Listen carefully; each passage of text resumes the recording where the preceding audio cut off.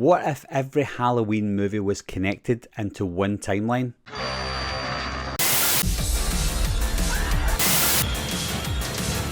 Everybody's a suspect! Coming to get you, Bobber. What has got Nards? Hi guys, my name is Barry and welcome back to my channel, and welcome back to the segment finale of What If Halloween Edition. And this is the big one. This is what if every movie in this Halloween franchise was connected in one timeline, minus the remake and the remake sequel. Rob Zombie's movies are always going to be separate to the original timeline, obviously because that is a remake timeline, so we don't include those ones. What we're including in this what if is Halloween 1, 2, 3, 4, 5, 6, 7, 8 Resurrection, and the new timeline that we've got with Laurie in Halloween 2018, and then leading on to Halloween Kills and Halloween Ends. What if all of those movies were part of the one timeline?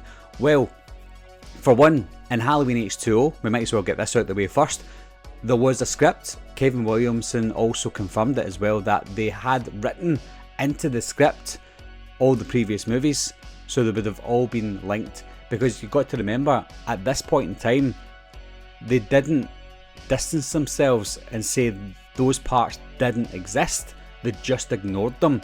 But ignoring things doesn't mean they don't exist, they're just ignoring them because they want to, and it's easier to do that for certain movies. Halloween H2O was a reboot of the franchise, bringing Laurie back. It's just making it fresh again. But there's certain elements about that people didn't like. For example, she's got a son, John, now. She doesn't have a daughter, she never did. What happened to Jamie Lloyd? She just got completely forgotten about, and it was a shame because she was a good character. But there are ways to write things into these movies to make it so. So I'm going to try my best to do this. Obviously it's not perfect, but you can obviously give your thoughts as well. We already know that Halloween 1 and 2 are the same night and are the same part of the movie. Now you look at Halloween 3, let's look at that as the Tokyo Drift of the Halloween franchise. Fast and Furious Tokyo Drift. It's a separate movie, but still within the timeline, still within the franchise. You've got the silver shamrock masks, that's fine. Then you move on to Halloween 4, you've got Michael Myers returning after 10 years. Now it is still part of the same timeline, but in this one, Laurie died. And it's easy to fake a death because you don't see it happen on screen, that's fine. So let's say Halloween 4 comes around, we're introduced to Jamie Lloyd. Let's assume that Laurie's still alive, but she's in hiding. She had to give up Jamie Lloyd because she was too young, because she was quite young when she had her. She was too young, she had to give her up, and she went away in hiding, and that's it. That's what she had to do. She might be a bad mother to some people, but for part of the timeline, that's exactly what she done. That leads us on to Halloween 5, fair enough. Let's try and ignore the Thorn issue, because that is a big issue when we bring back Laurie Strode. Now, let's move on to Halloween 6. We're reintroduced to Tommy. We've got Jamie Lloyd back again, but this time she doesn't die, which I mentioned in one of my other segments. So we've got Jamie Lloyd back, we've got Tommy Doyle back, we've got two of them interacting with each other, a character from the first movie and a character from 4, 5 and 6.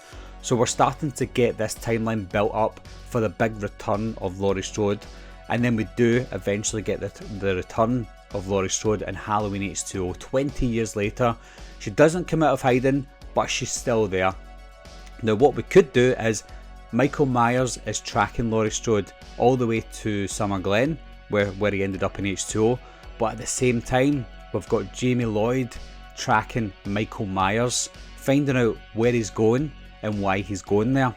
So we could have like a cat and mouse chase with Jamie Lloyd chasing Michael Myers, unaware of it, and then when he eventually gets to Laurie Strode, aka Kerry Tate, Jamie sees her, finds out that she's been living another life with another child. She's realised she's got a brother, John, and she's so upset.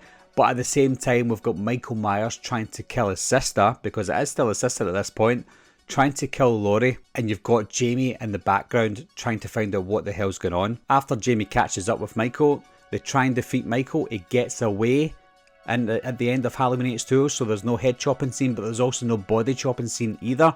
And then we go into Halloween Resurrection when Laurie just snaps and she's starting to have visions. She's dreaming that she's killing Michael, she's dreaming that Michael's killing her, but he doesn't kill her, and that's it. It just then stops in her timeline, and it moves on to the silly Dangertainment thing, which is fine, they can do what they want. And then they leave it for a while to 2018, which is 40 years after the original. Laurie comes back, there's no need to bring her back from the dead, there's no need to restart the franchise, but this time she is still the sibling of Michael Myers. We've given Michael a reason to come after her again, because I think it's quite forced. That I do like the fact that they're not sister and brother in the new movie, but there's no purpose for Michael anymore. He doesn't need to go after Laurie Strode. She's a random victim to him that got away, and that's it. But if they're brother and sister, he's got a reason to come after her again. But this time, she's got John and Jamie by her side. Unfortunately, Karen's not in the picture in this timeline. She's not in the picture in this What If. I do like Karen, but at the same time, if you want to have this continuous timeline, you've got to keep it within the family. You've got to have Jamie and you've got to have John. But if you do want to have a Karen, what you could do is Laurie could remarry after all these years, and Karen could become her stepdaughter. So there's 3 kids this time, or 3 adults who are also her kids. It's a little long-winded, guys, and a little far-fetched as well, but it's probably the only way that I can fit in every movie as part of the same timeline, because if you don't, you're going to have a timeline and a franchise like the Texas Chainsaw Massacre, where you've got all these timelines and it's just a big massive mess. Now, Halloween is not as messy as the Texas Chainsaw Massacre timeline, but it's getting that way if they keep on rebooting it and stranding off into different parts of the series. I think, what if you just made it all one big timeline?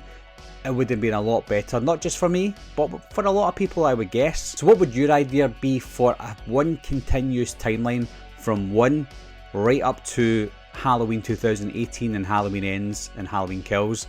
What would your idea be to keep it in that one timeline, guys? I know it's going to be far-fetched, but at least just give it a try. So that's the end of this What If segment that I'm doing just now, guys. Like I said, it is a 4-part series. I'll probably do more in the future. If I can hold off, I'll probably wait till next year. If I can't hold off, I'll maybe bring it out in a few months and maybe do a 3rd one when Halloween Ends comes out. I don't know. But as always, guys, leave your comments down below, not just for this video itself, but if you've got any ideas or if you've got anything else to say about this segment, leave those comments down below and I'll talk to you soon. Bye bye.